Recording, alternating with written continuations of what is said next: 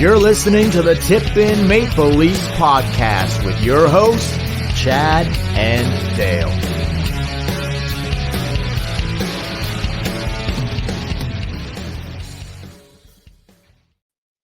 Hey, everybody. Welcome to the Tip In Maple Leafs podcast. I'm Chad. I'm Dale. And on tonight's episode, we're going to talk about the Toronto Maple Leafs. They're a hockey team out of Toronto. But before we start, I want to apologize to any of our listeners who download this on Spotify. It was brought to my attention by longtime listener Rusty that our last episode wasn't available on Spotify. So I went and looked into it, and apparently Spotify was having an issue and not refreshing our feed. And the episode didn't get uploaded till yesterday, but it's all been fixed. So if you're a Spotify listener, it's all fixed because, yeah. A lot of our listeners use Spotify, so to not have Spotify kind of pissed me off a little bit. Yeah, fair enough, man. Fair enough. Didn't know that was the case, but it's all rectified now, so it's all good. E-rectified. E-rectified. So here we are, folks. Episode 227 of the Tip In Maple Leafs podcast. Opening day for training camp. Physicals only, no on-ice activity. But some of the boys were out talking to the media and saying a few things, getting peppered by a few questions. Steve Simmons, Chad? I don't know if you caught any of this, but he is just like, I am so surprised that they continue to let this guy in to these media availabilities. Like, he's just gonna.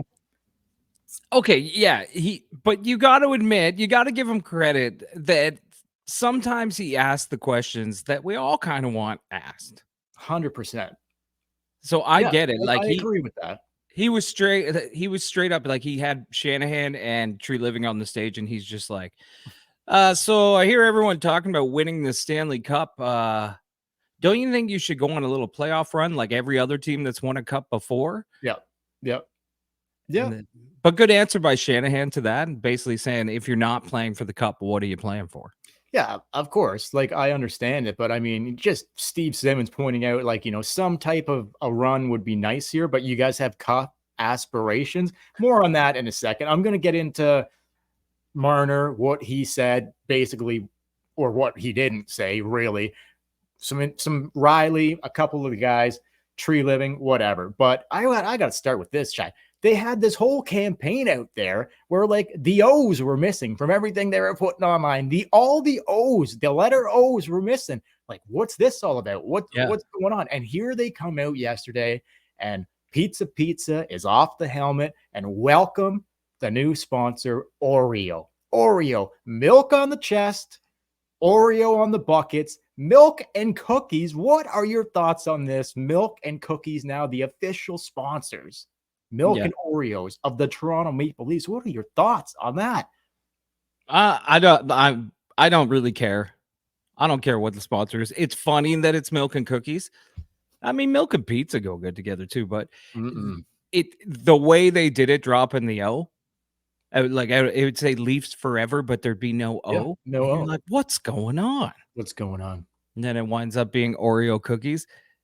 Was kind of a letdown, I think, when it was announced. But at the same time, I'm like, who cares? Like, who cares what's on the helmet? Some of them have sports betting. Some of them have cars and shit. I don't care. So it's an Oreo cookie. Who cares? No, I hear you. I'll tell you, back in the day, I used to love a good Oreo dipped in milk. You saw everybody does. You get that a little. I haven't had that in years, but you get that cookie a little soggy. Away you go, man. I could pound a full package of those, no problem, in one sitting. Not good. But have you seen the Oreo Coke Zero combination going out? No, I have not. They have Oreo cookies that are flavored Coke Zero, and they have Coke Zero that's flavored like an Oreo cookie. That does not sound the best. Have you tried that? I tried the drink, the Coke Zero. It tastes just like an Oreo cookie, like a carbonated Oreo cookie. Oh, and I don't know how, but it's still zero sugar. I don't know how they did that. Yeah, I don't know. Anyway, well, if my heart stops, you'll know why. Yeah, for sure, man. So anyway, okay, Oreo, there you go. Milk and, No, and baby. getting that Ontario farmers or dairy farmers of Ontario money still coming in, and now they've got Oreos rolling in. So there you go. So any standouts? Like, I don't know how much you caught of it today. Like, I saw Shanny and Tree Living. I didn't watch every player, but I kind of saw highlights. How much of it were you able to catch? I caught almost all of it. The standout for me, we'll probably get into it, was the injuries that Tree Living. Yeah, I was Like- gonna. Do you want to save that till later or hit it now? We might as well hit it now since Okay. But anyway, when like we knew that Ben Danford had got hurt. Yeah, concussion. I didn't know it was a concussion until Yeah. that. Yeah. And the high ankle sprain on Minton. Yeah, That's terrible. a shitty injury. Terrible. I watched the games on the weekend against the Habs. Leafs won both games in a shootout. Good games. Cowan and Minton were clear standouts. Minton was taken out of the game at the end of the second period in the second game as a precautionary reason. Turns out high ankle sprain. So that's going to fuck his training camp up big time. He won't be able to go, man. Like, he's not going to be on the ice before, like, playing preseason games in a couple. Like, they play on Sunday night. It's Wednesday night when we do this. Like, it's not happening. So big time disappointment for Fraser Minton. But I think what you're looking at here now is, without a doubt, he potentially went from, I thought, could make this team at a camp to now will not. And he'll be starting the season with the Toronto Marlies. So that's what that is. So it's all eyes on Easton Cowan now. He'll be the one rookie that, him and Cowan, Minton and Cowan, great chemistry in those two rookie games on the weekend as well. So I don't know, man. I was excited to see those two guys together, but I'm still looking forward to Cowan and what he can do if he can crack the lineup at a camp. And yeah, tough luck. It's crazy. Yeah, it's tough luck. And all the hype about Cowan, I think Cowan had the most hype coming into training camp. But honestly, I think Fraser Minton has had the better camp so far out of the rookie camp. So it's good. Really, he looked great. Both ends of the ice. Yeah, it's really disappointing. And a high ankle sprain, like, everybody knows that injury. I don't know what Tree Living said. I forget. I think he said it was a couple weeks. Yeah, that's nowhere in the. That's not even in the ballpark. High ankle sprain could be months. Could be months. Yeah, could be months. Who the hell comes back after Mitch had one last season? Like, you don't come back after Didn't Joseph Wall have one too? Yes, he did. Worse for the goalies. Worse for the goalies, but same thing. Like, I think with Mitch, it was similar. They're like 3 weeks. Ends up being like 5 weeks, 6 weeks. Like, it just keeps lingering until you're fully healthy. So too bad for Fraser Minton.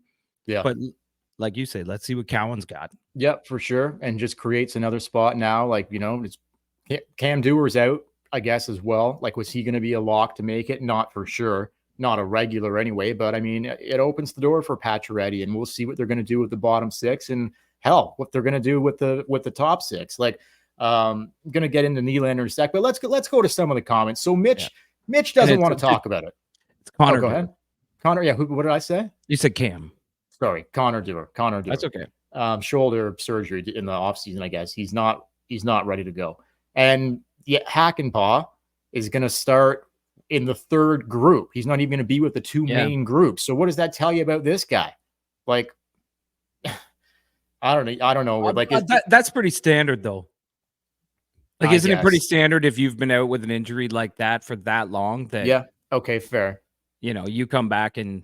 But are you ready? Are you ready to play or not? Like, is this? Well, that's why they're putting him in the third group. Is Klingberg 2.0 here or what? It might be.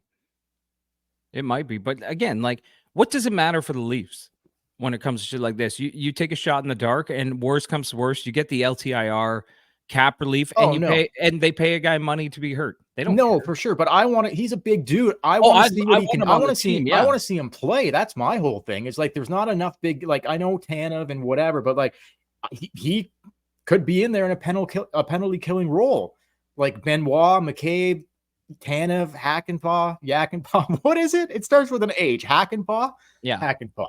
Yanni Hackenpah. So I don't know. We'll see. We'll see as things shape up here. But anyway, so Mitch doesn't want to talk about it. So no surprise. Like, what do you think? Like, Mitch, maybe, okay, come with something to say. Don't just say, I'm not going to talk about it. Do you know what I mean? Like, I'll tell you what, let me tell you something, Chad. I got a burr in my saddle. I think I said this last time. I got a little bit of a burr in my saddle with this Mitch Marner character. Okay. Do you know what that means? Burr in my saddle? Yeah. Do you know what burr in the saddle means? Yeah, he's becoming a real pain in my fucking ass. That's There what you it go. means. That's what it means. Okay. If you want me to put it, But it's like a scratchy pain.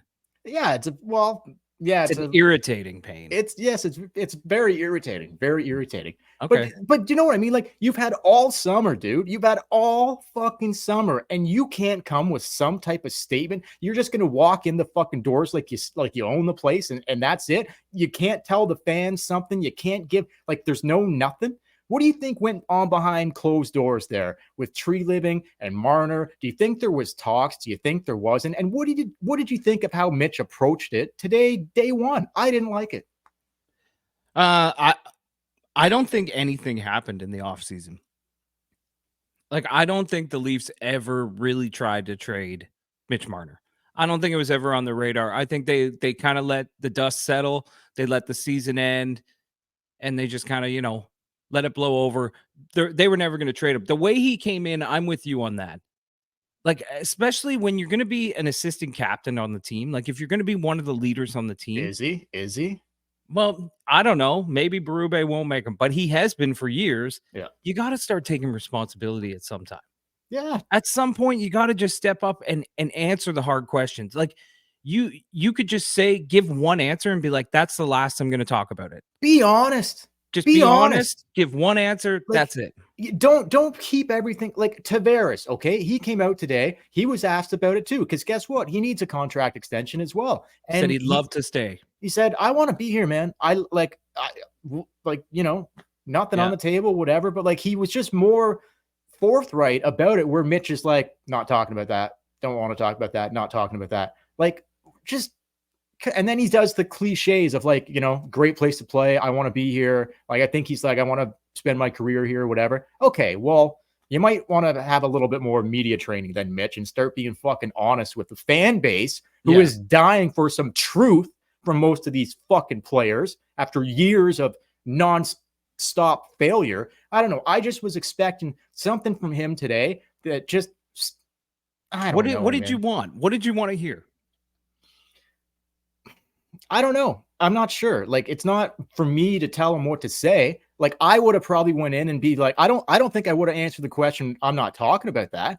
I would have said, like, yeah, it would have been nice to get a deal done in the summer, but we couldn't we couldn't find an extension. And, no, I don't want to be traded, and I'm not looking to be traded. I want to be here. Like, just, there's things that you could just be a little more true. Like, how do you really fucking feel? I'm not talking about it. Yeah. I get it. I get it. It's a tough line to walk, though, as a player, because like he's not the one negotiating the deals behind closed door. He's got a team of people doing that. He just wants to play, and that's probably the best thing. I don't give a shit what you say. Just have a great season and a great playoff. Fair. Just do it on the ice. I get it. Everyone was standing up for him. Like, the coach was standing up for him, calling him a great two-way player, and blah, blah, blah. The GM. Well, what are they going to do? No, but they were, of course, but they're all standing up for him. Like, I mean, he's on the team. Yeah, he's on the team. Like, we keep talking about him as if he's like this cancer in the dressing room and everything. Well, they love him on the team. I don't think he's a cancer in the room. I just think his play on the ice in the playoffs is pathetic. Okay. But in the regular season, Mitch gets you to the playoffs every year. Like, it's not like he's a liability. No. When he gets to the playoffs, he kind of goes. And I think Berube had a few questions asked to him about what he plans on doing. And I liked Berube's answer. Like, we're not there yet. No, I know. I liked Berube talking about it. We're going to start now and prepare for the playoffs. It sounds to me like 100-point seasons and 70 goals mean nothing to him. It's just prepare for the playoffs. I hope you spend 82 games getting ready for the playoffs. And I don't think they've done that in the past. I think Keefe kind of would let them go and let them try and get their individual goals and get their big contracts and stuff. And Berube sounded a little different. If Berube could get Mitch to play with a little more jam and a little more fire, Well, that let's would just see. that I know, and we'll see here. We'll see in the coming months and leading into, we got a long season to go before we get to next spring. But we'll see. Like, can he kind of get Mitch to play a bit of a different, harder no style? I'll believe it when I see it. I am not convinced that's going to be the case, but I think he's going to just be looking for a harder no style out of a bunch of these guys. But anyway, we'll go off Mitch because, I mean, we spent all last episode talking about him. I know. I could spend, look, where I'm at on this guy. I think people who watch our podcast know where I'm at on this guy, whether I'm kind of over Mitch Marner. I would have liked to have seen him moved in the offseason. And I think that I'm just going to have to wait a year before that happens, but I could be wrong. Anything could happen. Maybe great playoffs and they re-sign Mitch. We'll see. I'm not convinced. Morgan Rielly, he comes out. He's got some questions going. A lot of these questions about longest tenured Leaf, Morgan Rielly. He's been there for a long time now. Yeah, it's crazy how long Morgan Rielly's been a Leaf. Long time. So he's seen it all here except winning. He's seen everything else. There's nothing that you can hit this guy with. But he's talking about getting some. Oh, yeah, sorry. go ahead. No, go ahead. I was just going to say, he's going to see something different. I think he's going to see his best D partner that he's ever had as a Leaf. Chad, wait, stop the press here. Better than Ron Hainsey. What? Yeah, better than Ron Hainsey. Ron Hainsey was great when he was young. He was, he was like that old veteran. Like when we used to go to the bars and we had no idea what we were doing, but that 6-year-old drunk guy took us under his wing and showed us the ropes. Yeah, no, I agree. That was Ron Hainsey. I agree with you. This is the first time like he's got a guy like Tanev on his other side. Yep. So, but shout out, Mrs. Hainsey. We do miss you. Out. We do miss you. Send us a note or an email. Get us in. We'd like to get you back in touch with you. But anyway, Morgan Rielly, he's out there getting questions about the Cup, and he basically is like Stanley Cup or bust. Like to me, the aspirations talk about like you don't. This is day one. They haven't even hit the ice yet. And the questions being floated around media day, Stanley Cup or bust. They haven't even had a fucking practice yet. And they're talking about Cup aspirations. This team's won one round in the last 10 years, 8 years, whatever. I get long. it. 20, I get it. 20 years. I don't fucking know how long it's been. They've won one round in the last 20 fucking years. And no, I get it, man. Stanley Cup or bust. I get it. I get when you're inside the bubble, it sounds crazy to hear any Maple Leaf be like Stanley Cup or bust. But then in the big picture, what the hell is he supposed to say? Like if he came out and he's like, be nice to go on a run. No, if he came out and was like second round, baby. Like if we can just get to the second round, I'll be happy. You'd be like second round. No, we want to win a cup. Okay, you want to win a cup, but just like you're not fooling anybody, Mo. Like, just be like, we want to go on a deep run in the spring. He's not fooling. They're not fooling the diehard fans. They're not fooling the diehard fans. But to the casual fans, to people reading the paper, they're going to see that quote and be like, "Oh, I like Morgan Rielly. He wants to win a cup here in Toronto." You can't. There's nothing else you can say. You play for one reason to win a cup. Okay, so let me imagine he came out and he was like, "Oh, I'm just playing for second round and hopefully get my bonus." I could take a more realistic, like, yeah, we want to go on a deep run in the spring every year. But let me ask you, Chad, right, with a question mark at the end of it, and tie it all in a bow tie. What's deeper than the cup?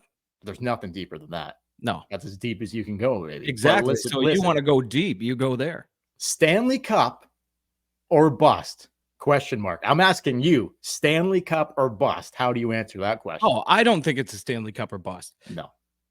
I think that if this team gets to the third round and is the final one of the final four teams, be awesome. Yeah, the fan base is going to be like, "All right, we made a step. There was a step. That's all we're looking for. That's all we're looking for. That's why we think it's fucking crazy when they're like, it's Stanley Cup or bust. Because we're like, Stanley Cup, I would take the fucking third round, man. Yeah. I would take game 7 in the second round overtime loss or something. Dude, give me the Eastern Conference final where game 7 where they showed progress, or game 6, whatever, where they showed like, oh fuck, look who they beat. They beat Boston, they beat Florida, like a couple monkeys off the back, and then they run into like a hot New Jersey Devils team or whoever, right? Yeah, anything.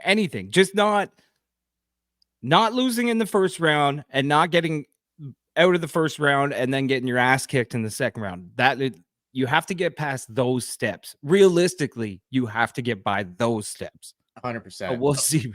Okay, so was there anybody else? We talked about Tavares saying like he still wants to be here and how much it means to him to be a Leaf. And again, kudos to him for like letting passing the captaincy on something Berube said.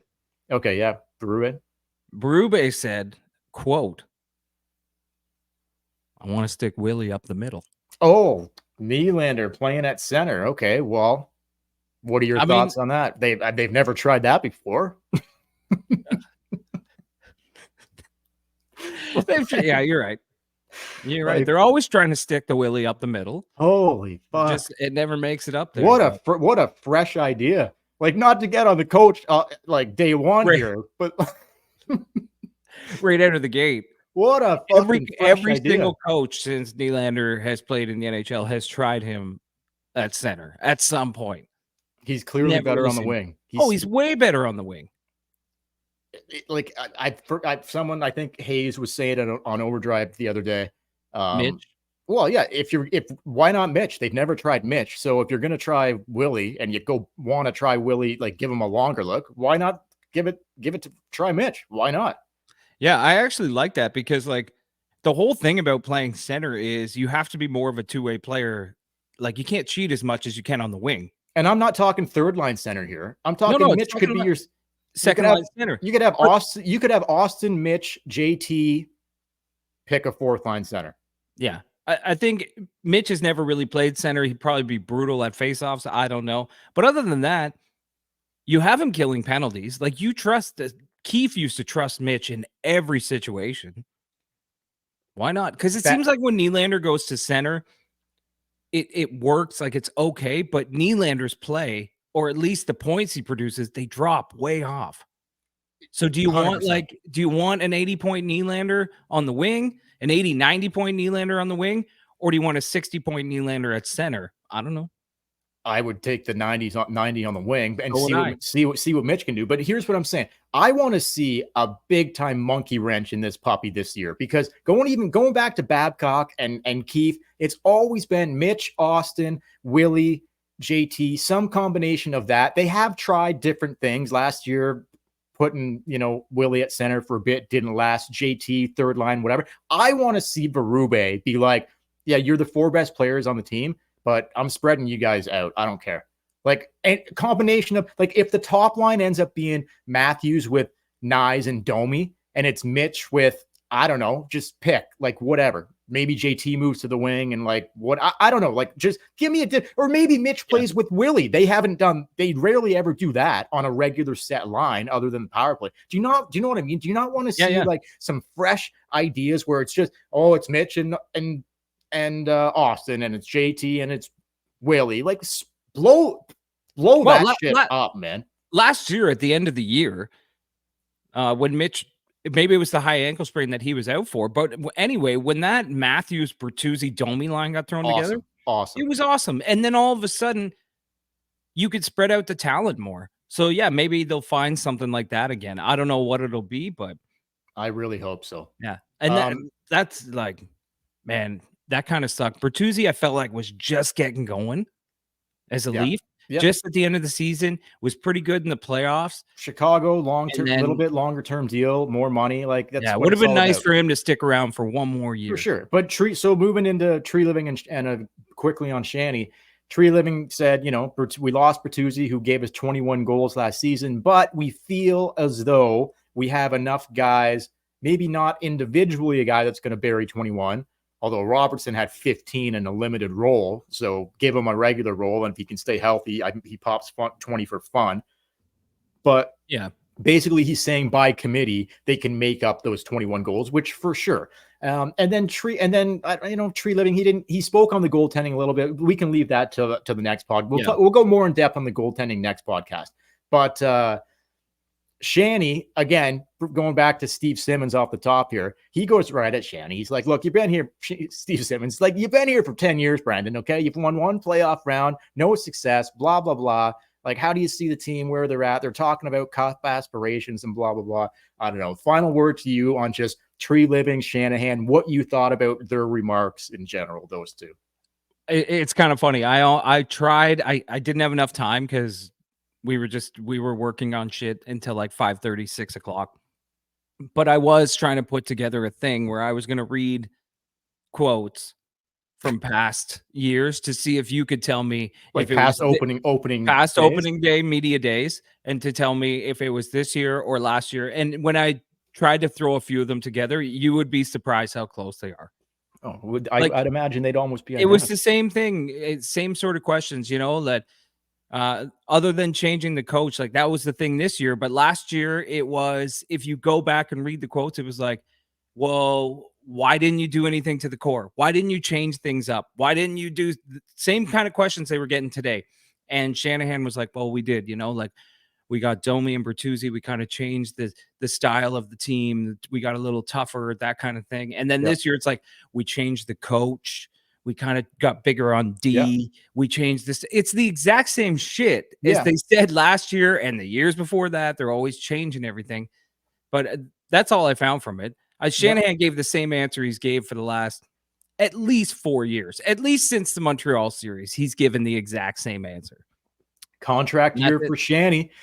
Depending on how this, nobody knows his contract. This is it. This is the end. His 6-year deal will be up at the end of this year. So you've potentially, depending on how this season goes, Shanny no contract, Marner no contract, Tavares no contract. Very exciting to see the possibility of what the future and holds. My contract's up.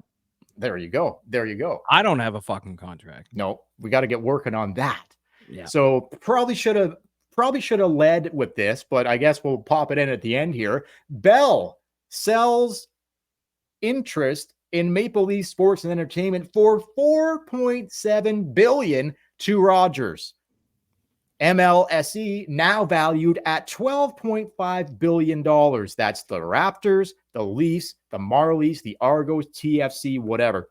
I'll just read a quick statement here, Chad. You were asking earlier how, I don't know if you call this, how this all is going to shake down for TSN and Bell.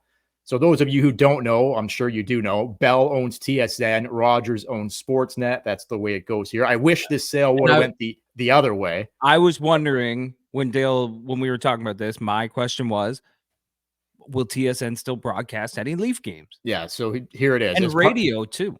Yeah, so as part of the sale, Bell Media has secured access to content rights for the Toronto Maple Leafs and Toronto Raptors on TSN for the next 20 years. Oh my God. Through a long-term agreement with Rogers, also subject to league approvals. TSN will continue to broadcast Toronto Argonauts games and Toronto FC games through independent agreements with the respective leagues.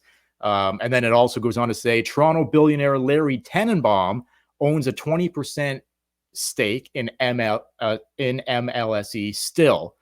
He had 25%. He sold 5% to Canadian Pension Fund in 2023. So Tenenbaum's still in there with 20%. So that means that every person working in Canada paying into CPP owns a little bit of MLSE.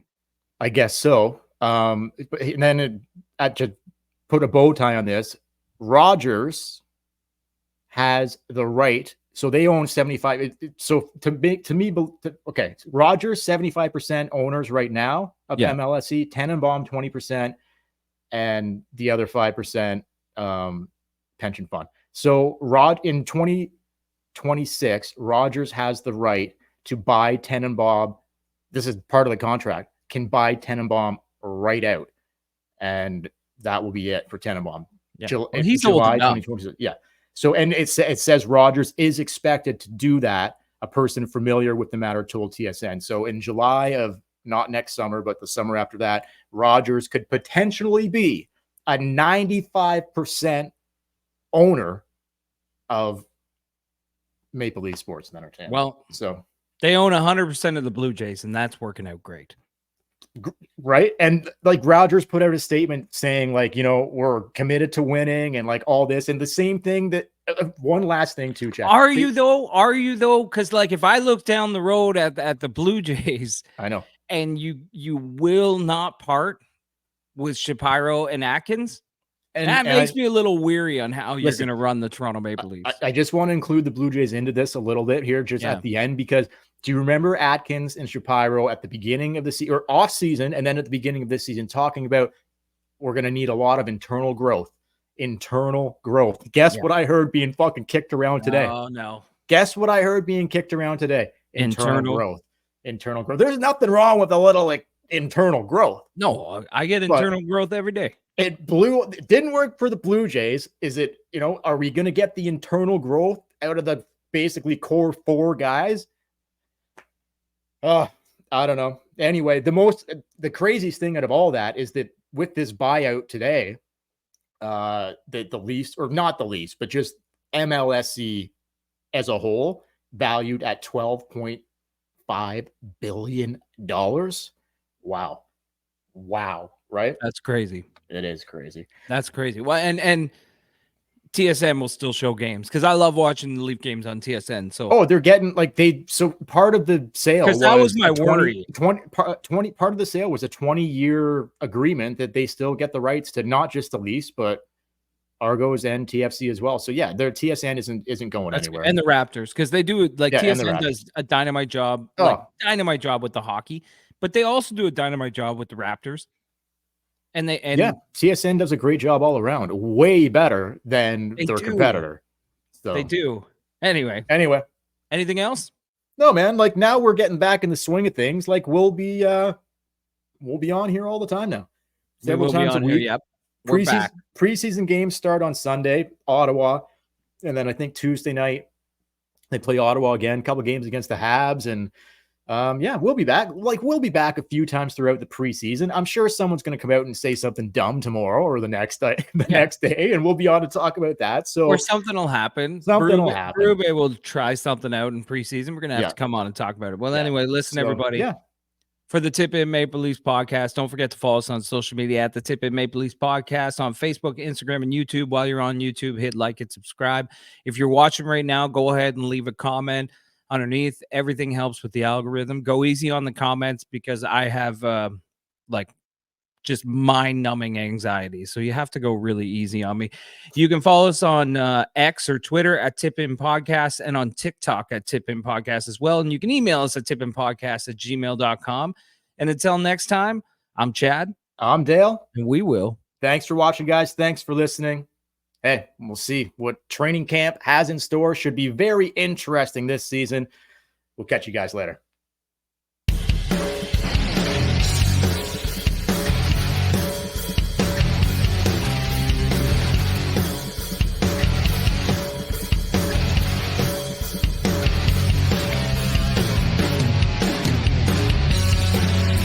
You're listening to the Tip In Maple Leafs podcast with your hosts, Chad and Dale.